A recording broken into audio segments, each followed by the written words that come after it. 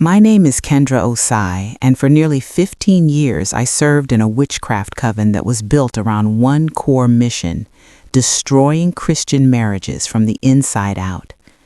I was initiated when I was only 17, confused, angry, and vulnerable, and the coven knew exactly how to use people like me, broken souls who could be trained into weapons against families God intended to flourish.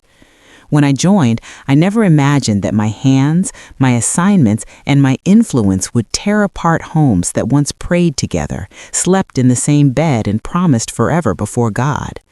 I never dreamed I would be sent into the spiritual atmosphere of marriages that looked happy on the outside, but were bleeding silently behind closed doors. But the coven taught us something that Christians rarely understand. Marriages do not break because of one big fight or one big mistake.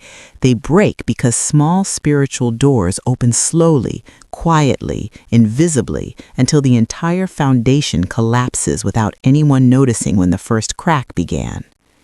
Every night we gathered in hidden shrines deep in the forest, lit candles that flickered with strange blue flames, and chanted words meant to weaken the spiritual bond between husbands and wives. Our leaders taught us that if we could disrupt unity, everything else would fall into place: communication, trust, intimacy, finances, purpose, even the calling on the family. The high priestess used to say, "Break the marriage and you break the children. Break the children and you break the future. Break the future and you break the generation." I didn't understand the weight of that assignment until I saw firsthand how easily many Christian homes could be manipulated, not because witches were powerful, but because couples left doors wide open without realizing the danger. The first time I entered a marriage spiritually, I was shocked at how unguarded the home was. The husband prayed loudly in church, but never prayed for his wife. The wife prayed for her children, but never prayed for her husband. Their love had grown cold, and cold love is the playground of darkness. All I needed to do was whisper thoughts that sounded like their own. "He doesn't care about you. She doesn't appreciate you. Maybe you married the wrong person. Maybe God wants you with someone else who understands you better." And within weeks, the distance between them grew into a mountain. I watched the husband leave home early every morning to avoid conversation.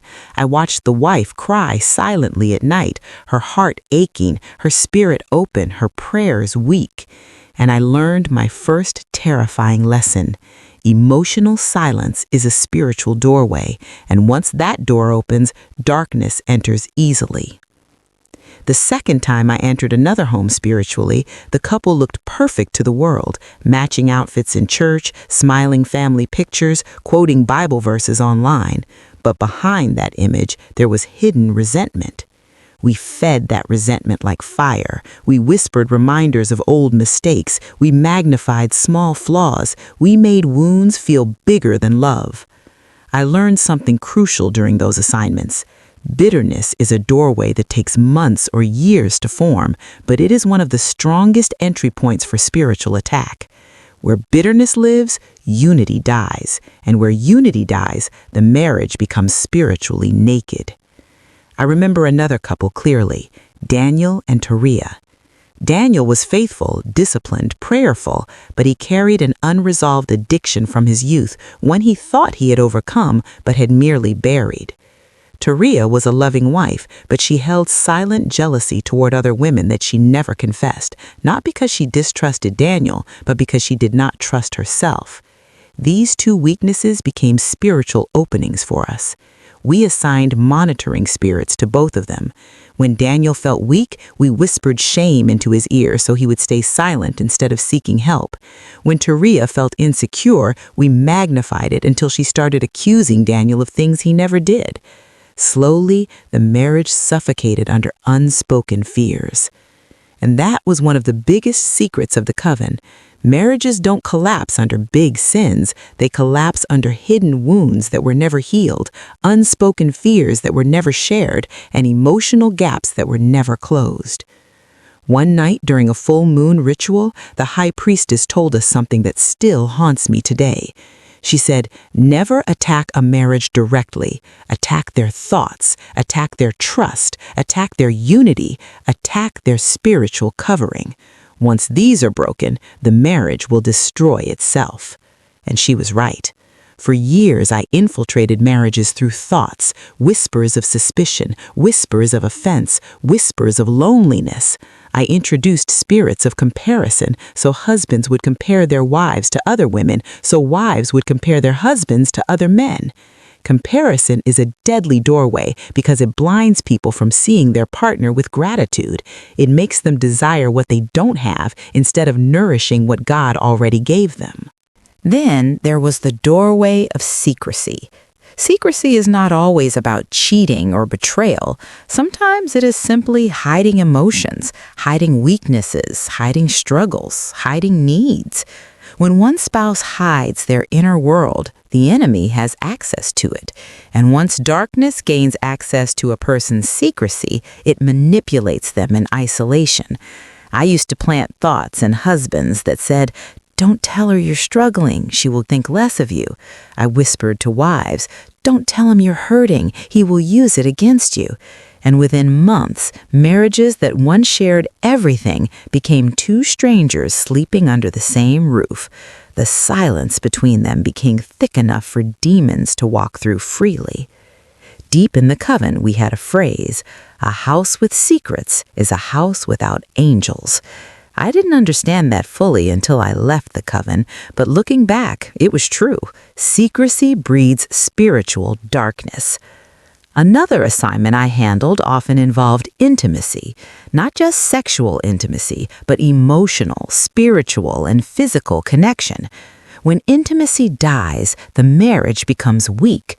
We would send spirits of lust into the atmosphere, spirits that made spouses uninterested in each other, spirits that caused irritability, spirits that made small disagreements feel like major betrayals. Once intimacy dried up, we introduced temptation, an old ex texting out of nowhere, a coworker suddenly becoming understanding, a stranger offering sympathy at the wrong time. People think cheating begins with opportunity, but in the spiritual realm, cheating begins with an emotional door that opened long before.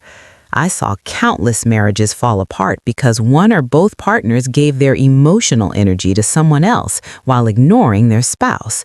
It wasn't the affair that destroyed the marriage, it was the slow drift that happened silently beforehand.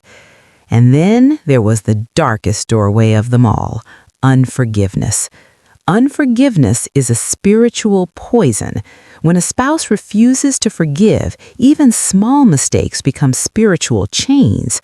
I watched marriages where both people prayed daily but held grudges silently. And in the spirit realm, grudges glow like open gates.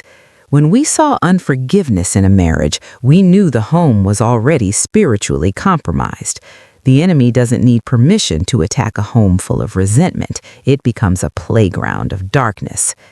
These were the doors I exploited for years: silence, bitterness, secrecy, emotional distance, and unforgiveness. I walked through these doorways like they were open highways. I manipulated thoughts, dreams, emotions, and even prayer life. Many couples prayed for their marriage, but they didn't pray over the unseen doors that were letting darkness in. Eventually, after years of tormenting marriages, something happened that changed my life forever. I was assigned to destroy a couple named Divine and Zara. Their marriage was beautiful, not perfect, but filled with genuine love. We tried everything: division, misunderstanding, sleepless nights, financial stress. But every time we attacked, they prayed together. Every time we planted doubt, they held hands and worshiped. Every time we tried to sow bitterness, they forgave quickly. Their unity was an iron wall. Their love was a spiritual shield. Their humility was a fortress. Their marriage revealed a truth the coven never wanted us to see. A marriage rooted in God, guarded intentionally, and protected through prayer is indestructible. It was through watching their resilience that Jesus found me. Their prayers reached me. Their spiritual strength weakened my assignment. Something broke inside me. I saw light for the first time. I knew I could not stay in darkness anymore. I left the coven and surrendered my life to Christ. And today, I expose what I once protected because I know marriages are under attack like never before. But I want you to hear this clearly. No matter what spiritual door has been opened in your home, silence, bitterness, distance, secrecy, or unforgiveness, God can close it. God can heal it. God can restore what darkness tried to steal. There is no attack too deep, no wound too old, no mistake too big for God to redeem. And if you guard your marriage with prayer, communication, forgiveness, humility, and spiritual awareness, no witch, no coven, no demon, and no darkness will ever be able to destroy what God Himself joined together.